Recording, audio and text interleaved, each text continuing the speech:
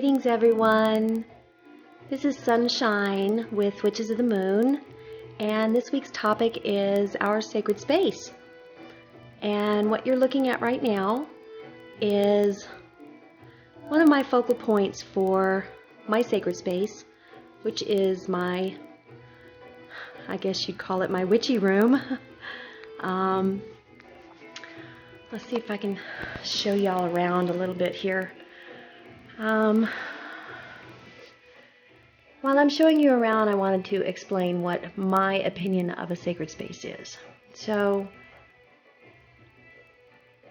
a sacred space is supposed to be a place where you can do your magical workings, your meditation, your contemplation, your connection with your deity, and this is my witchy room. This is where all of this takes place for me. Now keep in mind I do have an ancestor altar upstairs, and I do have an altar in my bedroom, but I don't want to focus on altars. What I want to talk about is what a sacred space is. And this, to me, is my sacred space.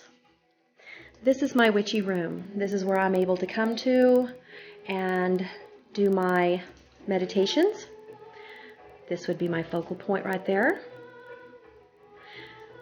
When I want to do my devotional and I want to communicate with the goddess, I'm on knee here. And when I'm doing my magical workings, y'all have already seen the working space that I have. Now, to try to give you a little bit better of a feel of what this sacred space is for me, this is what it's like for me when I'm doing my magical workings. This is pretty much what it looks like. I have everything that I need within an arm's reach. I have this room cleansed. Nothing is touched in this room, so I don't have to be worried about, strangers coming over or visitors coming to my house and touching things, and my husband doesn't touch anything. So this would be my sacred space for working. This is my permanent sacred space. If I am wanting to do communications with Hecate or a devotional with Hecate, then I am on knee. And I am here. But I don't have to have an altar for this. I have a sacred space outside that I can go to, and I can communicate with her just the same. Now, to give you a feel of what my meditational sacred space is more like, let's turn off this main light. And I'll try to give you a feel of what this room is like for me when I'm wanting to meditate. This is more what it's like. I have my meditation ottoman with my pillows, and my focal point is here. Just like so. An altar is not required for this. You can do this out in nature. You can sit in the grass and you can communicate with Mother Nature. You do not have to have a permanent altar or a permanent witchy room to have a sacred space. But just for a moment, feel the calmness of knowing that I can come to this space, won't be interrupted, won't be bothered.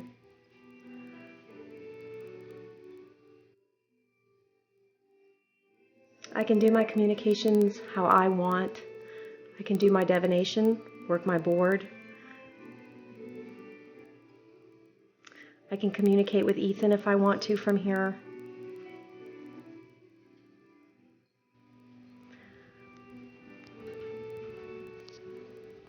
I can talk to the mother and have a focal point.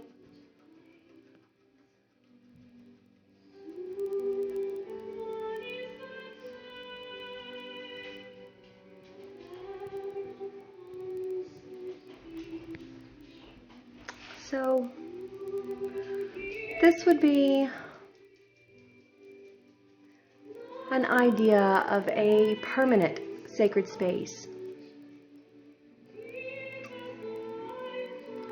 Just remember, you don't have to have a permanent sacred space, and my cousin who's coming up in the video to follow will explain that. I do hope that she gets one because I can remember not having one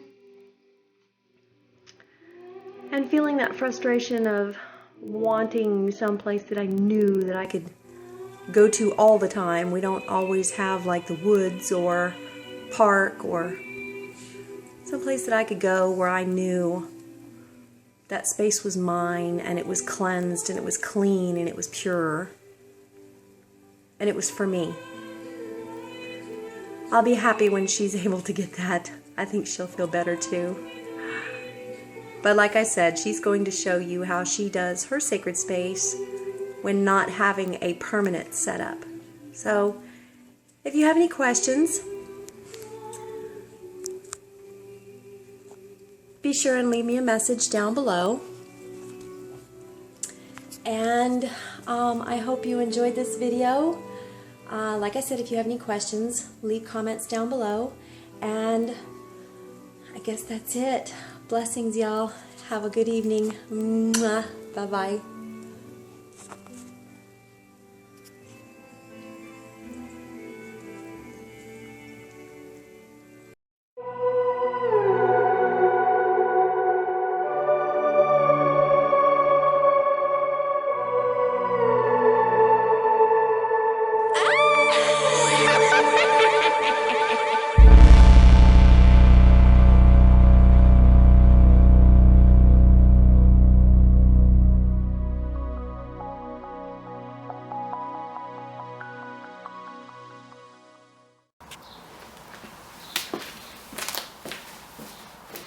Hi everyone, this is Natalie, and I'm doing this supplement to Sunshine Morning Rays video on setting up a sacred space. For those of you that watched Monday's video, I did a very brief video for Aaron and Lisa because they were both unavailable.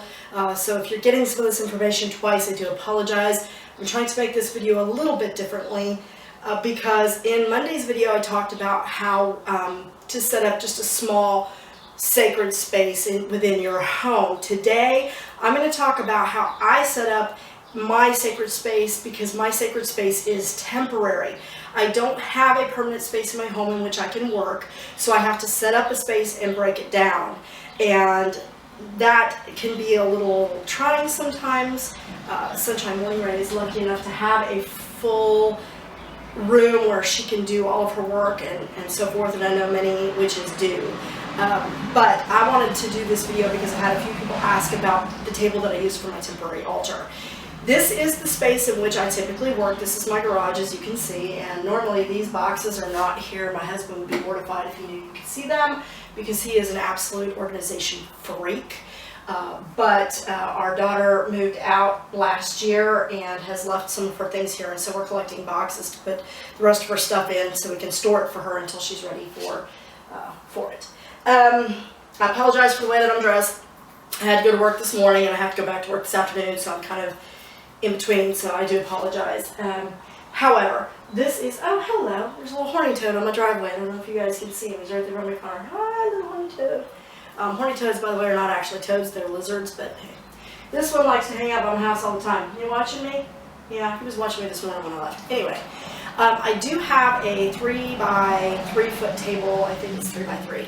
And so I was going to show that in this video. This is the box in which my table is stored.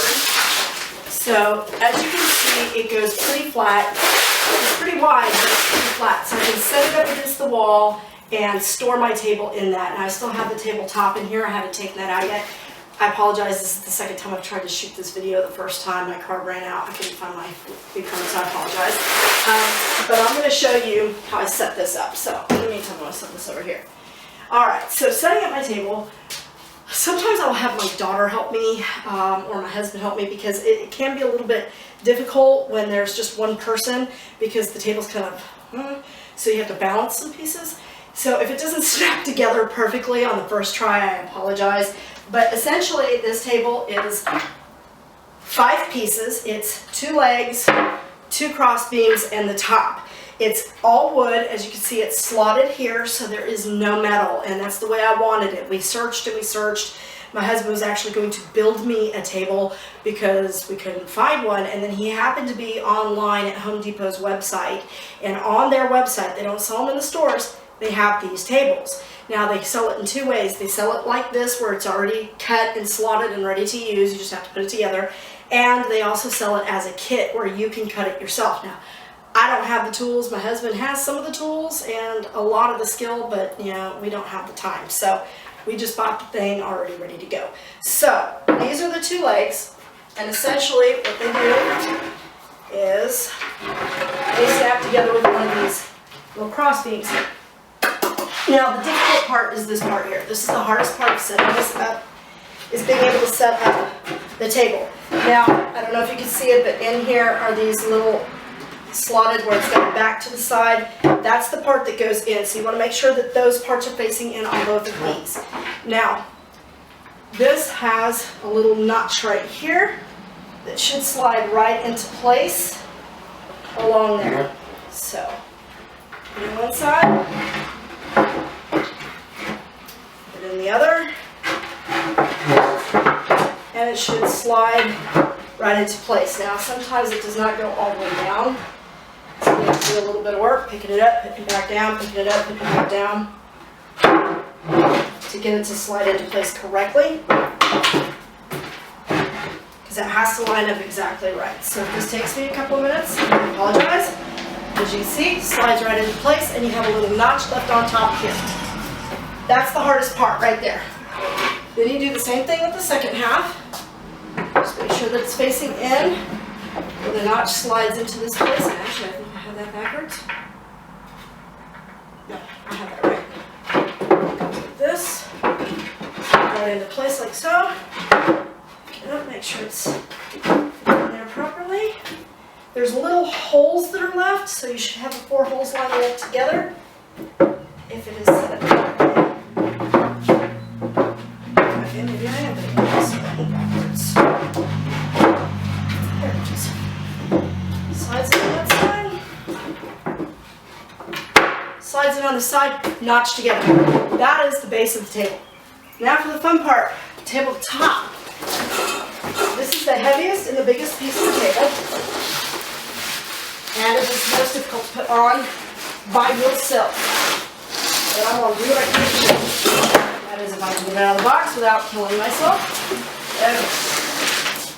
It's hard to slide this one out of the box by yourself. I apologize. Then here it is. This is the tabletop. As you can see, it is also slotted, and it fits right on top of these slots like so. And then you just get down here and you see where it slides in. You just push it. And that's it. I have my altar table. I'm ready to go. So what I would do is, my house faces east-west. This is east, so when I'm doing ritual, I work from this side of the table. Once my table is set up, because I do sometimes require a little bit of help getting it set up, or because it is a temporary space, I will cleanse it. Now, one thing I did not mention this time around that I mentioned the first run of this video, and I apologize, because I do work in my garage and I do not have a permanent space. A lot of activity happens in this space. So what I will do is I will begin, before I even set this table up, I will begin by sweeping the entire area. I have a large commercial broom, one of those big wide push brooms. I don't particularly care for it. I would rather have a corn broom because I like using natural materials. However, my husband doesn't like corn brooms because the corn pieces sometimes come out, and he thinks that that's even messier. So I have not had a chance to buy one yet. I plan to go and get one just for this purpose. So I will sweep the entire area. I have 5 dogs. A phenomenal amount of dog hair collects here. Grass, dirt, those sorts of things. Things I don't want in my ritual space. So I will cleanse the area. Then I will usually sense the area, or smudge it using sage. If I sense it, I use dragon's blood. If I'm smudging, I use sage, and I will smudge the area to clear the entire area, and I will smudge the entire garage. Then I will use salt water to cleanse the circle area where I work. And when I do work, I will set up my altar candles, the red, because I follow the Celtic tradition. My red candle will go here. My white candle for fire goes to the south. My gray candle for water goes to the west. And then my black candle for the earth goes to the north. And I will have a cloth over this. We do plan to paint this table. I have not decided if I just want to stain it and leave it the natural wood, which I kind of like that idea. However, my husband felt it would be more protected if I painted it, and so we have considered painting it. And purple is my favorite color. I found a purple sparkly paint from Martha Stewart that I really considered using, but I also thought white. My husband thinks white would be good because it represents, cleansing and purity and beginning from a clean space. And my thing is that white and I don't typically get along. And I can see that getting dirty and driving me crazy. So I am still toying with the idea of just sealing it and using it as it is, because again, I do cover it with a cloth. I have some sheets, some flat sheets that I've purchased strictly for ritual use. I have different colored ones for different sabbats or different things that I want to do. I have a blue one for healing. I have an orange one for Samhain, that kind of thing. So this is the table itself. Now when I set up my altar, as you can see, I have plenty of room to work, so I can put my cauldron here. I'll set up usually, as I said in the Monday video, I usually have a side that I dedicate to the god and one to the goddess. I like to have them both represented on my altar. However, if I am doing a working with, say, carried wind, then I would have my cauldron, and any deity representations would be her. I may have like the sow and the hen. So I still kind of like to have an even balance to my altar. I don't like to have too much stuff on one side. If I'm doing working at Samhain with my ancestors, then I will, put up pictures of my family, my ancestors, as far back as I can trace them. I do have daguerreotypes, which are the old black and white original photos where they'd sit still for like 10 minutes while it went poof in the little thing. And I will put those out because I like having those things on my altar. I wish I could leave this up. My husband was talking at one point of setting up a space here in the garage. I don't know if he was going to move this stuff and allow me to just leave my altar up all the time. That would be nice, because it would be great for me to have a space that I could come to on a regular basis when I just needed to get away and meditate and think. Right now I'm using my office space, which I videotaped the Monday video in. For that, you all saw my cabinet there and my box that I keep my ritual items in. I do not usually bring the entire box out here with me. I will usually just bring the items out. So when I do a big ritual like this, it takes me a long time. Again, the most important things I can stress for setting up your sacred space would be to meditate and to get yourself into a good frame of mind. I usually do a ritual bath. I make soap, so I will make my own soap specific to whatever Sabbat ritual I'm wanting to do. And I will use that to cleanse myself, to get all of those energies, to draw my energies in and focus myself. I will then meditate, and then I will come out here and I will establish my space, and I will begin my ritual or my working, whatever I'm doing. So for those of you that were curious, this is the table. As you can see, it's not overwhelmingly big, so if you have a small space, I have actually set this table up in my office, which has 2 desks, Sorry about that, the camera cut off. My husband actually bought me a fire extinguisher to put out here. I'm not sure where it went, but I have one for out here. So when I am setting up that sacred space, I will, again, cleanse myself, cleanse the area, meditate myself into the right frame of mind, set up my altar as I want it to look or as I think will be useful to my working. Then when I'm ready, when I'm done, I just clear away my materials, put them back in my box, put them back in my cabinet, and I can break the table down. And it's that simple. You just pull it apart. So, tabletop goes right back in the box. Slide right in, and that's it. You're pretty much done. So I hope that was kind of exciting and different perspective to having your sacred space. Don't have a whole lot of room here, as you can see, but I still have enough room to do what I need to do and to hold a full ritual if I need to. And I do feel that if it was required, I could actually have more than one person working with me here if I wanted to have others who are helping, if we're working towards a specific healing or something of that nature. So, setting up a sacred space, same principles apply. Cleanse yourself, cleanse your space, get in the right frame of mind, set up your area, do what you got to do. You don't have to have a nice table like this. You could use a regular folding table. I just prefer the idea, since I'm raising energy, I didn't want metal.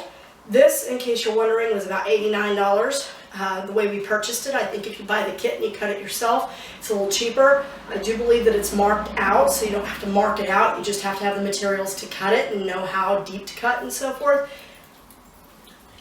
I'm not that handy. I wasn't going to try that. So I had no doubt that my husband, Harold, could do it if he wanted to, but it takes time and he didn't have a lot of time for that. This is already sanded, ready to go, so it was just worth the extra few bucks to me to go ahead and get that set up. So I hope you enjoyed this video. Sorry if I ran a little long and seemed a little rambly, but I enjoyed it and I hope you did too, and I hope you have a blessed day. Thank you.